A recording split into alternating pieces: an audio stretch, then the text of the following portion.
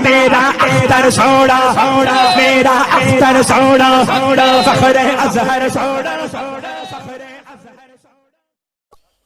तो मुसलमान अपने ईमान के तकाजे पर रहे, चाहे उसके पास दौलत आ जाए, चाहे इल्म आ जाए, चाहे कुछ। इस जमाने में मैं दौलतमंदों को देखता हूं तो सुलह कुल्ली सबके सब मिलते हैं। शायद पूरे हिंदुस्तान के दौलत वाले मुसलमानों में 4-5 ही ऐसे मिल सकें जो सुलह कुल्ली नहीं, टनाटन सुन्नी।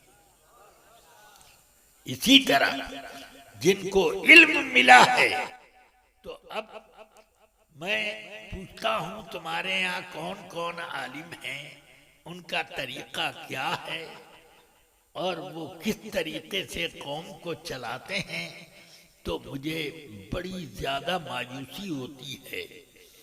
रसूल अकरम सल्लल्लाहु अलैहि वसल्लम की हदीसें याद आने लगती हैं। क्या मौलाना लोग इस जमाने में पैसे पर बिकने लगे, जुबान और लहजे उनके बदल जाते हैं पैसा देखकर। दावतों पर ऐसे टूटते हैं जैसे कि कौवा किसी मुर्दार को देखे तो टप टप गिरे और उसकी बोटियां लेकर चला जाए। ये भी नहीं देखते कि इसके नताइज क्या होंगे। बस ये है आज का काम चला लो, फिर तौबा का तो बहुत वक्त है, तौबा का बहुत वक्त है। यही चलता जाता है कि तौबा का बहुत वक्त है, और ऐसे वक्त में मलकुल मौत आते हैं कि तौबा का वक्त ही नहीं मिलता। समझ गया? तो मुझे ऐसे उलमा पर बहुत चिढ़, ऐसे ही बहुत से पीर मिलते हैं। इसलिए हमने अपने मशाइख से जो सीखा वो यही सीखा कि कोई भी मिले तो आला हजरत के नाम से उसको परख दो, बस उसी पर तुम्हें हक और बातिल की शनाख्त हो जाएगी। इस जमाने में बहुत से मौलवी ऐसे पैदा हो गई। भाई आला हजरत के जमाने का जो माहौल था, उस माहौल में वो बात चल सकती थी। अब का माहौल तो बदल गया है। चलिए, आला हजरत की वो अपनी राय थी, कोई जरूरी है कि उनकी राय से हम भी इत्तेफाक करें? आला हजरत ने यही समझा, मगर हमने ये समझा। या अल्लाह, आला हजरत के बारे में कोई भी इस बात का सबूत दे दे कि आला हजरत ने अपनी ख्वाहिश से कोई रास्ता तय किया है, बल्कि वो जो कुछ तय करते थे किताबुल्लाह और सुन्नते रसूलुल्लाह की रोशनी में तय करते। उन्होंने कभी इस बात की रियायत न रखी। उनका ईमान इतना मजबूत था कि खुद वो फरमाते हैं कि मैं फला अरब के फला शेख की खिदमत में हर महीने में 51 रुपये भेजा करता था। एक मर्तबा ऐसा हुआ कि उस महीने में मेरे पास उतने पैसे थे ही नहीं। ये 51 रुपये आज के मत समझो, ये उस वक्त की बात है जब एक बोरा गेहूं वो 10 आने 12 आने में मिल जाता था। उस वक्त की बात है। तो अब जरा सोचो, मैंने खुद अपने बचपन में देखा कि मेरे वालिद माजिद ने गेचनी नाम की, यानी गेहूं और चना मिला करके एक साथ बोरे में बिकता था, उसको गेचनी कहते थे। तो 2.5 रुपए बोरे के हिसाब से उन्होंने बोली। मेरा अख्तर सोड़ा सोड़ा, मेरा Akhtar soda soda, Fakhre Azhar soda soda, Fakhre Azhar soda. बोरे के हिसाब से उन्होंने बोलिया। 2.5 रुपए में 1 पाव भी मिले तो आज इस जमाने में पाव क्या 50 ग्राम मिले। ये हाल उस जमाने में ये था। मैंने खुद अपने तौर पे हजरत सदुशरिया ने 3 बोरे खरीदे थे और वो 2.5 रुपए के हिसाब से 3 बोरा यानी 1 कुंटल का बोरा। ये तो आला हजरत के जमाने में तो ये 50-51 रुपए उनको भेजना था वहां। फरमाते हैं वक्त आ गया भेजने का, मेरे पास पैसा नहीं।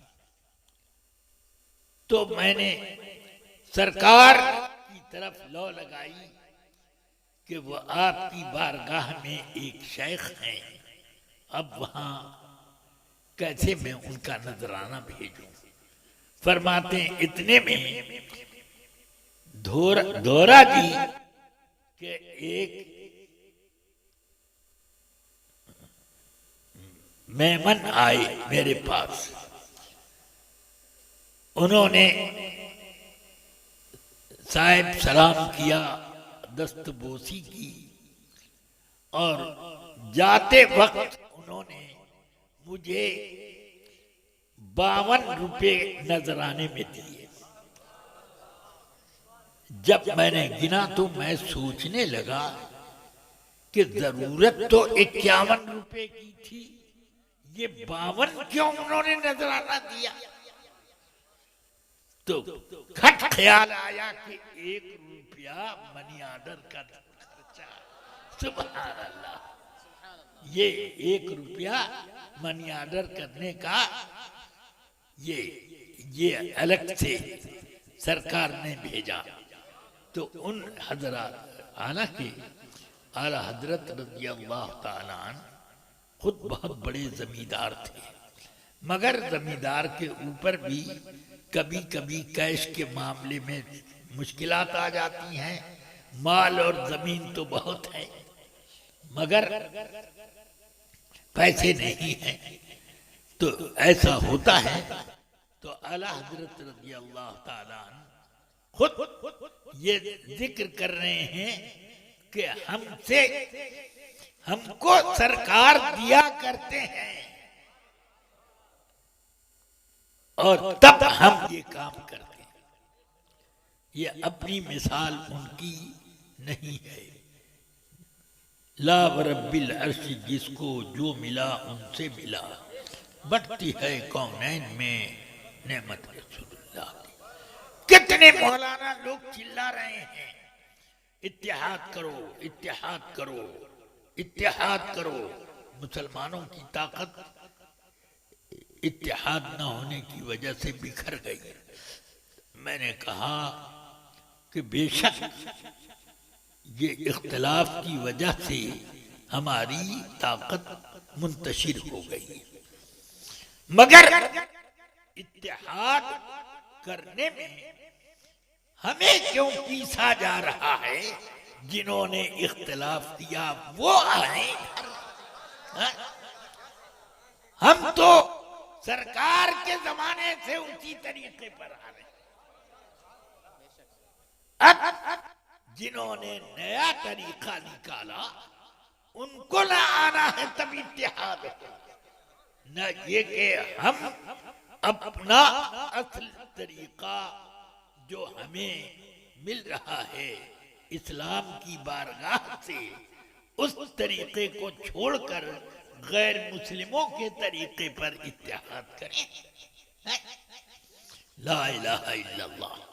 इसलिए रफीकान मिल्लत, अजीजान गिरामी, आप अपनी तमाम कुव्वतों का, चाहे वो जिस्मानी कुव्वतें हों, रूहानी कुव्वतें हों, माल औलाद की कुव्वतें हों, और दोस्त अहबाब की कुव्वतें हैं, सब कुव्वतों को उसी अंदाज में अपनाओ।